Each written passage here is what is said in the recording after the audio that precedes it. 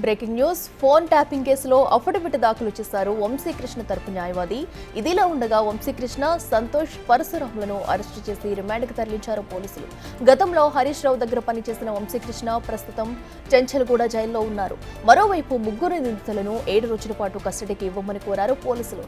ఇదిలా ఉంటే ఈ దర్యాప్తుపై హైకోర్టు స్టే విధించమన్న విషయాన్ని నాంపల్లి కోర్టు దృష్టికి తీసుకెళ్లారు వంశీకృష్ణ తరపు న్యాయవాది.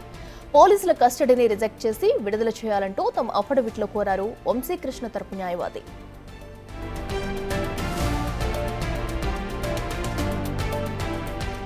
ఇదే అంశానికి సంబంధించి మరింత సమాచారం మా ప్రతినిధి సురేష్ అందిస్తారు. సురేష్,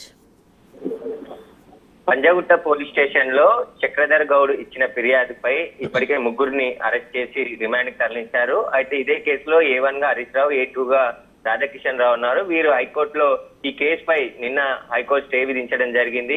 తదుపరి విచారణ వరకు ఎలాంటి చర్యలు తీసుకోవద్దని చెప్పేసి కూడా పోలీసులను ఆదేశించింది. అదే విషయాన్ని నాంపల్లి కోర్టులో విషయాన్ని తీసుకురావడం జరిగింది. ఈ కేసుకు సంబంధించి ఎలాంటి చర్యలు తీసుకోవద్దని చెప్పేసి హైకోర్టు స్టే ఇచ్చిందని చెప్పేసి కూడా వాటి విషయాలు జడ్జి ముందుకు తీసుకొని రావడం జరిగింది. అయితే ఈ కేసులో అరెస్ట్ అయిన వంశీకృష్ణ గతంలో హరీష్ రావు దగ్గర పనిచేయడం జరిగింది. తనను పోలీసులు అరెస్ట్ చేసి బలవంతంగా హరీష్ రావు పేరును చెప్పాలి అని చెప్పేసి కూడా ఒత్తిడి చేసి బెదిరింపులకు పాల్పడ్డారని చెప్పేసి ఆయన తరపున అడ్వకేట్ అఫిడవిట్ దాఖలు చేయడం జరిగింది. ఈ కేసు పైన మరికొద్ది సేపట్లోనే అఫిడవిట్ పైన విచారించనున్నారు. ఆర్గ్యుమెంట్స్ ప్రారంభం కానున్నాయి. ఆర్గ్యుమెంట్స్ లో వంశీకృష్ణ తరపున అడ్వకేట్ జక్కుల లక్ష్మణ్ వాదనలు వినిపించబోతున్నారు.